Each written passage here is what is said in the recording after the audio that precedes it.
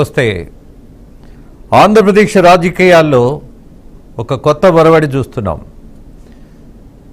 ప్రత్యేకించి ఇవాళ విపక్షంగా మారిపోయిన వైఎస్ఆర్సీపీ పార్టీ నాయకులు మాట్లాడుతున్నటువంటి అనేక అంశాలున్నాయి. ప్రధానంగా ఇవాళ ప్రతిపక్ష హోదా గురించి జగన్మోహన్ రెడ్డి స్పీకర్కు రాసినటువంటి లెటర్ మీద, అభ్యర్థన మీద మరి ఆయన అభ్యర్థించకూడదా, ఆశించకూడదా, తప్ప రూల్స్కు వ్యతిరేకమా? ఎందుకని దీని మీద ఇంత చర్చ జరుగుతోంది? అవకాశం ఉంటే ఇవ్వాల్సిన పరిస్థితి ఉంటుంది. అసలు అవకాశమే లేనప్పుడు అడిగే పరిస్థితి విరుద్ధంగా కూడా ఉంటుంది. మరి ఈ రెండు కోణాలలో ఆలోచించినప్పుడు ఎప్పుడైనా అసెంబ్లీ కానీ పార్లమెంటు కానీ ఒకటి రూల్ ప్రకారం, మరొకటి సాంప్రదాయ పద్ధతిలో వ్యవహారం చేసేటటువంటి అనేకమైనటువంటి విషయాలు ఉంటాయి. బట్ ఫైనల్ డెసిషన్ స్పీకర్ది మాత్రమే. స్పీకర్ ఏదనుకుంటే అదే సుప్రీం అథారిటీ. మరి జగన్మోహన్ రెడ్డి గారికి ఇవాళ మనము ప్రతిపక్ష నాయకుడిగా అవకాశం, ఆ హోదా ఇవ్వాలా ఇవ్వక్కర్లేదా అన్నటువంటి అధికారికమైనటువంటి నిర్ణయం తీసుకోవాలా వద్దా అన్నది ఎవరు చేయాలి? రూల్ ప్రకారం చేయాలి. ఒకవేళ అలాంటి రూలు లేదు అని ఎవరైనా చర్చిస్తే, వాదిస్తే నిర్ణయం తీసుకోవాల్సింది ఎవరు? స్పీకర్.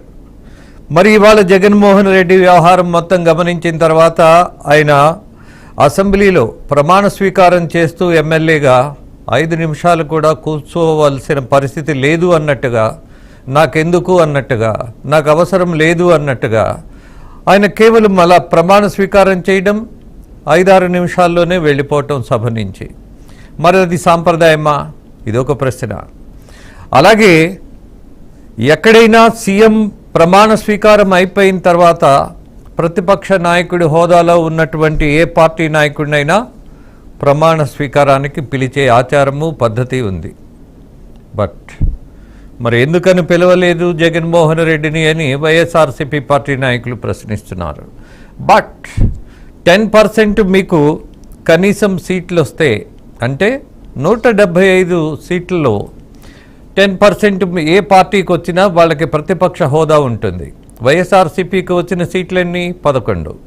అందుకని ప్రతిపక్ష హోదాలో జగన్మోహన్ రెడ్డిని తీసుకొచ్చి ముఖ్యమంత్రి తర్వాత నువ్వే ప్రతిపక్ష హోదా నాయకుడివి అని చెప్పేటటువంటి పరిస్థితి లేదు అని స్పీకర్ తీసుకున్నటువంటి నిర్ణయం కావచ్చు, లేదా ఆ రోజు ఉన్నటువంటి ప్రోటెం స్పీకర్గా ఉన్నటువంటి ఎవరైతే ఉన్నారో ఆయన తీసుకునేటటువంటి నిర్ణయం. ఏదైనా రూల్స్ ప్రకారం సభ నడిచే పద్ధతి ఉంటుంది. ఆ రూల్ ప్రకారమే ఇవాళ పాలకపక్షం చెప్పినటువంటి పద్ధతి, ఆయన్ని మేము సాంప్రదాయ ప్రకారమే పిలిచాము, పద్ధతి ప్రకారమే పిలిచాము అని. బట్ వీటన్నిటికంటే ఇవాళ జగన్మోహన్ రెడ్డి ఆయనకు వచ్చిన సీట్లు, అలాగే ప్రజలు ఇచ్చిన తీర్పు గమనించిన తర్వాత మరి ఆయనకి ఆ హోదా దక్కుతుందా? దాని మీద చర్చ. ఈ చర్చలో మనతో పాటు టీడీపీ నాయకులు సాహెబ్ గారు ఉన్నారు, అలాగే సిపిఎం నాయకులు గఫూర్ గారు కూడా ఉన్నారు, విక్రమ్ గారు కూడా ఉన్నారు. విక్రమ్ గారు ప్రముఖ విశ్లేషకులు. విక్రమ్ గారు గుడ్ ఈవినింగ్. మొదటగా మీతోనే ప్రారంభిస్తాను విక్రమ్ గారు.